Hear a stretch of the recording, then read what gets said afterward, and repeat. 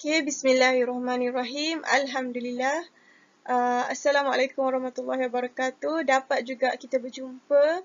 Jadi untuk pertama sekali, teacher nak minta maaf pada semua murid sebab teacher terpaksa cancelkan kelas online Zoom kita pada hari Isnin lepas disebabkan masalah teknikal yang mana teacher tak dapat nak connect dengan internet.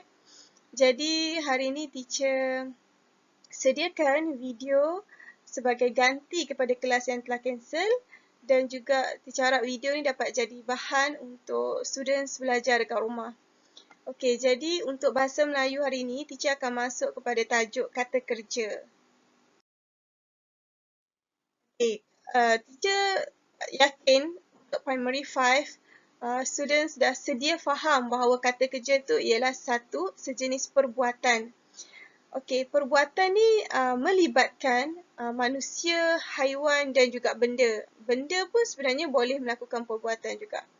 Dan dalam bahasa Melayu, kata kerja ni terbahagi pada dua, iaitu kata kerja tak transitif dan kata kerja transitif.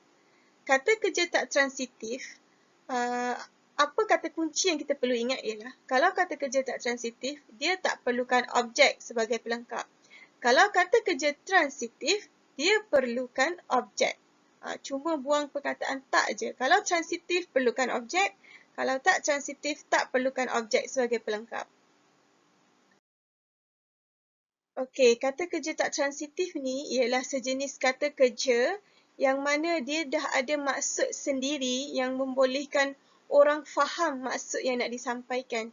Jadi kalau kita gunakan kata kerja tak transitif dalam ayat, kita tak perlu letakkan apa-apa objek dekat belakang sebagai pelengkap kepada kata kerja tu.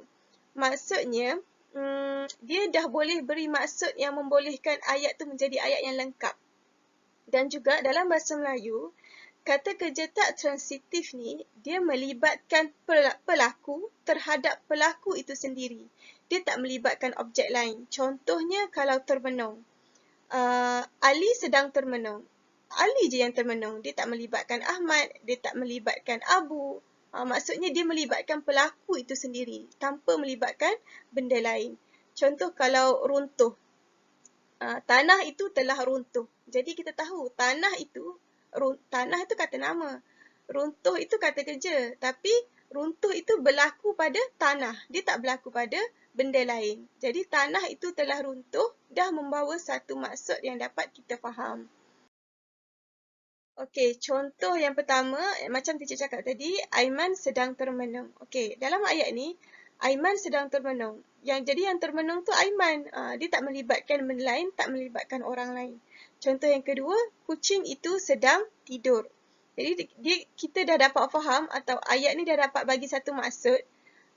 Yang tidur tu ialah kucing. Dia tak melibatkan benda lain. Contoh ayat yang ketiga, rumput itu telah tumbuh.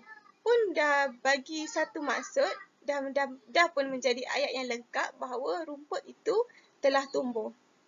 Ayat yang keempat, tanah tinggi di belakang rumah saya telah runtuh. Jadi kita dah dapat faham bahawa tanah itu telah pun runtuh. Runtuh tu kata kerja. Perbuatan dan runtuh itu berlaku pada tanah sendiri. Dia tak berlaku pada benda lain. Okey. Okay. Walaupun kata kerja tak transitif ni, dia tak perlukan objek sebagai pelengkap, tapi kita boleh masukkan frasa ataupun kita boleh masukkan objek sebagai keterangan.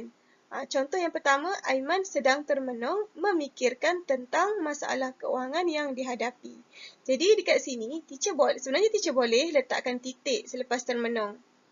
Tapi teacher masukkan frasa memikirkan tentang masalah keuangan yang dihadapi sebagai keterangan kepada termenung ni.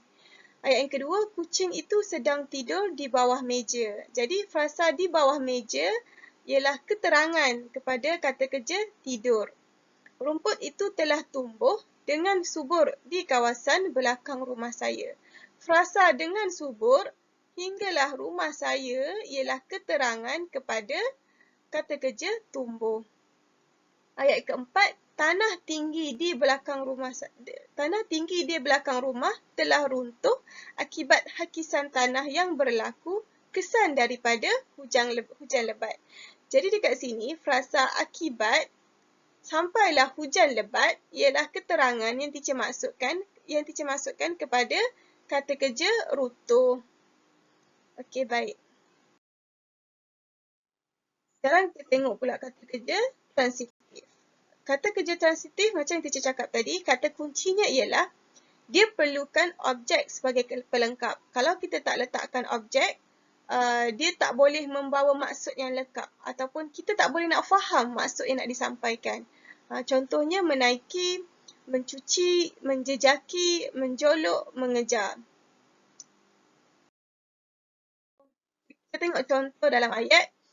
Ayat yang pertama, wakil rakyat itu telah beredar daripada majlis dengan menaiki kereta mewah. Okay, cuba kalau dekat sini, teacher letakkan titik. Menaiki dan teacher terus titik. Ayat ni akan jadi ayat yang tak lengkap. Menaiki apa? Kita tak dapat faham. Ayat ni akan jadi ayat yang tergantung. Kalau dalam exam, dalam peperiksaan, ayat ni adalah ayat yang salah. Okey, ayat yang kedua, Aina mencuci kasut sekolah yang kotor akibat terkena lumpur. Kalau kita masukkan titik selepas mencuci, dia akan jadi ayat yang tergantung. Aina mencuci apa? Jadi ayat yang ketiga, pihak polis sedang cuba menjejaki penjenayah yang terlibat dalam kes rompakan bank. Pihak polis sedang cuba menjejaki penjenayah. Dia kena ada objek, kata nama, iaitu penjenayah. Barulah kita boleh faham. Kalau kita terus titik dekat sini, pihak polis sedang cuba menjejaki. Kita tak faham. Polis tu menjejaki apa? Menjejaki siapa? Ayat yang keempat, ayah menyuruh abang menjolok buah mangga yang sudah masak di pohon itu. Jadi buah mangga ialah kata nama, frasa nama dan juga dia menjadi objek untuk melengkapkan kata kerja menjolok. Ayat yang kelima, saya cuba mengejar lelaki yang meragut beg tangan wanita itu tetapi malangnya tidak berjaya. Saya cuba mengejar lelaki. Lelaki ni ialah kata nama. Jadi lelaki ni ialah ialah pelengkap kepada kata kerja mengejar. Okey. Jadi teacher harap murid faham macam mana kita nak buat ayat dengan menggunakan kata kerja tak transitif dan juga kata kerja transitif. Kata kerja transitif ni, selepas penggunaan dia dalam ayat, kita mesti masukkan frasa nama atau kata nama. Jadi objek dia, pelengkap dia mesti terdiri daripada frasa nama. Kalau kata kerja tak transitif, kita boleh letakkan dia di hujung ayat tanpa objek di belakang, tapi kita juga boleh masukkan frasa sebagai keterangan. Okey, ini contoh soalan yang menggunakan kata kerja transitif. Okey, soalan ni juga ialah soalan yang lebih kurang soalan kebat. Maksudnya jawapan yang diberi hampir sama tapi students perlu pilih jawapan yang paling tepat untuk isi tempat kosong. Contohnya, ibu tempat kosong kelapa untuk mendapatkan santannya. Jadi kelapa ni ialah frasa nama, kata nama. Jadi dekat sini semestinya ialah kata kerja transitif. Jadi A memicit, B memerah, C melenyek, D menindih. Jadi di sini jawapannya ialah D, memerah. Soalan yang kedua, ibu ayam lari bertempiaran apabila seekor burung helang cuba tempat kosongnya. Okey, kita faham maksud ayat ni. Burung helang cuba nak ambil ibu ayam. Tapi kalau kita jawab A, mengambil, jawapan dia kurang tepat. Kalau kita bagi C, meragut pun salah. D, merampas pun salah. Jadi jawapan yang tepat di sini ialah menyambar. Menyambar pun merupakan kata kerja transitif. Okey. Soalan seterusnya, kelab lukisan sekolah akan tempat kosong pameran lukisan sempena Hari Kemerdekaan. Soalan ni pun menggunakan kata kerja transitif yang mana frasa pameran lukisan dekat belakang ni ialah frasa nama dan dia juga menjadi objek kepada kata kerja yang berada dekat sini. Okey, jadi kata kerja yang betul, yang tepat untuk kita isikan dekat tempat kosong ialah Kalau A menjalankan ni lebih sesuai digunakan untuk, contohnya untuk peperiksaan. Kalau B melaksanakan, dia lebih sesuai digunakan untuk sesuatu projek. Projek itu akan dilaksanakan. Kalau C mengadakan, D melahirkan. Jadi antara C dan D, jawapannya ialah C, mengadakan. Okey, soalan seterusnya. Aina, tempat kosong, kedatangan Puan Laila ke rumahnya dengan ramah. Okey. A menanti, B menunggu, C menyambut, D mengajak. Jadi dekat sini, penggunaan kata kerja ni juga ialah kata kerja transitif. Tapi yang paling tepat, murid-murid perlu tengok betul-betul pada soalan, perlu tengok dengan teliti, dengan ramah, frasa dengan ramah di belakang ni. Contohnya kalau menanti tak perlukan dengan ramah sebab dia menantikan kedatangan orang tu. Kalau menunggu pun sama, dia tak perlu menunggu dengan ramah. Mengajak pun tak perlukan dengan ramah. Sebab kalau mengajak, ayat ni tak kena. Maksudnya dia kena gunakan Aina mengajak Puan Laila, dia tak perlu letakkan kedatangan. Jadi berdasarkan ayat ni, Aina, tempat kosong, kedatangan Puan Laila ke rumahnya dengan ramah. Jawapan yang paling tepat ialah menyambut. Maksudnya Puan Laila dah pun tiba di rumah Aina dan Aina menyambut kedatangannya dengan ramah. Okey, soalan seterusnya. Anggota polis trafik akan tempat kosong pemandu yang melanggar undang-undang jalan raya. Okey, dekat sini pun kalau kita tengok betul-betul, sini pun penggunaan kata kerja transitif yang mana pemandu dekat belakang ni ialah kata nama dan dia ialah objek kepada kata kerja yang kita nak isi. Jadi jawapan dia A, mendenda. Mendenda mungkin betul. B, memarahi pun mungkin betul. C, menyaman mungkin betul. D, menasihati pun boleh jadi betul juga. Tetapi kalau mendenda ni, dalam konteks ayat ni, kita tak boleh gunakan mendenda. Memarahi pun tak sesuai digunakan. Menasihati pun tak sesuai digunakan. Jadi jawapan yang paling tepat ialah C, menyaman. Selalunya kalau pemandu jalan raya melakukan kesalahan, anggota polis akan memberi saman ataupun menyaman. Okey, soalan seterusnya. Puan Aisyah air mawar di pusara suaminya yang terkorban akibat kemalangan jalan raya.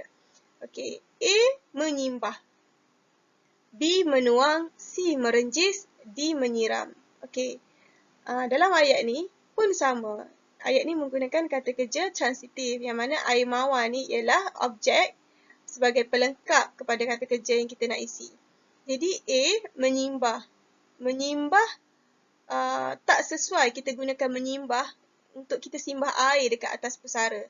B, menuang pun tak sesuai kerana menuang ni kita sesuai digunakan untuk kita menuang air ke dalam gelas atau cawan.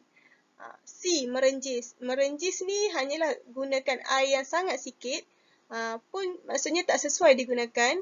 Dan jadi dalam konteks ayat ni, D, menyiram ialah jawapan yang paling sesuai.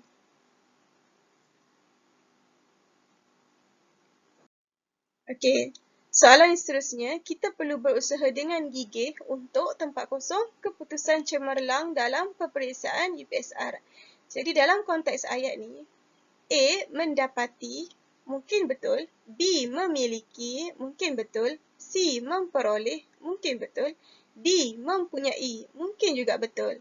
Tapi dalam konteks ayat ni, jawapan yang paling tepat untuk kita gunakan ialah C, memperoleh. Okay. Dan soalan seterusnya, Jabatan Meteorologi 40 bahawa hujan lebat akan melanda kawasan pantai barat Semenanjung Malaysia.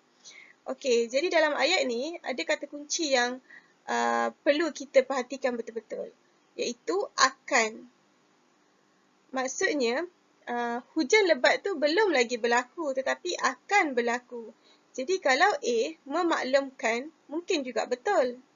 Kerana Jabatan Meteorologi akan memaklumkan. B, meramalkan. C, memberitahu. D. Melaporkan. Jadi dalam kesemua jawapan yang diberi ni, semua jawapan betul. Sebab bila dia ramal, dia akan maklumkan. Jadi, jawapan yang paling tepat untuk kita gunakan dalam ayat ni ialah B. Meramalkan. Okay. Okey, jadi itu sahaja untuk tajuk kata kerja.